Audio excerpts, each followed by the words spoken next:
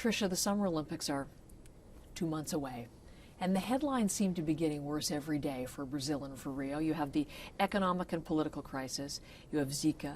We have the gang rape that's in the headlines right now. We have Amnesty International just now warning of human rights abuses as a result of the Olympics. Do you believe, from a moral and ethical perspective, the Rio Games should go ahead? Yeah, you know, I'm a real believer in the power of the Olympic movement and Olympic sport. I think it brings positive things to a community. I've seen the effect of boycotts in the Olympics, and I've seen that that doesn't work. I think that having an Olympic Games in your community ultimately brings positive effects to the community, and yes, I think it is important that it goes on. Not everyone shares your view, as you well know, and some of those voices of criticism are getting louder, and I'd like to talk in particular terms of some of the issues that are raising concern. The first is Zika. There are now nearly 200 scientists from around the world who say, in their view, the game should be moved or delayed because of the threat in the name of public health. That's how they've described it, in the name of public health. Do you agree? Yeah, we're watching that very closely, obviously, and there's experts on all sides, as in most cases. We are following the World Health Organization recommendations, and they have stated that the Games can go on, and they don't think that there's a reason to delay or stop the Games. The medical director of the International Olympic Committee is also following that.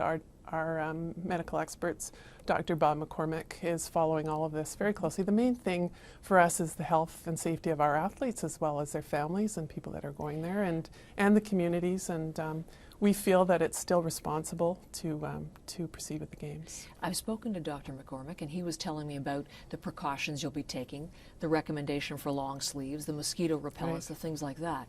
But I'm wondering if that's enough. I'm thinking of the young female athletes playing rugby sevens, playing soccer outdoors, the cross-country equestrians. These are young athletes who may want to have children at one day. Sure. Are long sleeves indeed enough? Yeah. Certainly, as you know, it's going to be winter in this time. I was down there the very same time last year at the Games. The Games that were put in place to test the event, the venues. I didn't see a mosquito. That was exactly the same time as the Games. I was just at a meeting recently in Lausanne with the International Council of Arbitration for Sport, and one of our members, the former Chief Justice of Brazil, she's from Rio, and she said, it's winter, it won't be an issue. And so we're feeling confident that we can proceed. I guess I wonder, it's good to have the confidence, but what if it's not borne out? What if there is a case? What if an athlete comes home or a spectator comes home and has contracted Zika and hastens the global spread of this virus? Can you live with that? These are tough questions, obviously, and it's something that we're looking at, and we're looking at what the actual risk is, and we're assessing all of those factors. And we think that there's always something that could happen, and certainly anything that would happen to anyone on our team and their family, we're taking all the precautions for the safety of our team, and not just on Zika, but just on their personal safety, on the safety of their families. And so we've put all of the measures in place that are necessary. And in fact, we had a team operations preparation seminar about a month ago with one of our new board members came, Julie Payette, who, as you know, is one of our astronauts, and she was so impressed with the preparation that we're doing as a team. She said, it is like a mission going to the moon. She said, I had no idea that all of this went on behind the scenes. So if you have an astronaut endorsing what you're doing, I think we feel pretty good about what we're doing, but that made us feel even better. Well, one more question on Zika, because we just now have a U.S. cyclist who has become the first athlete to withdraw.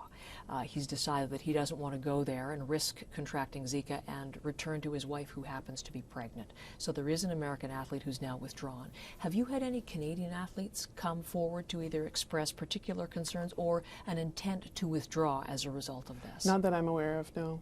No, we haven't.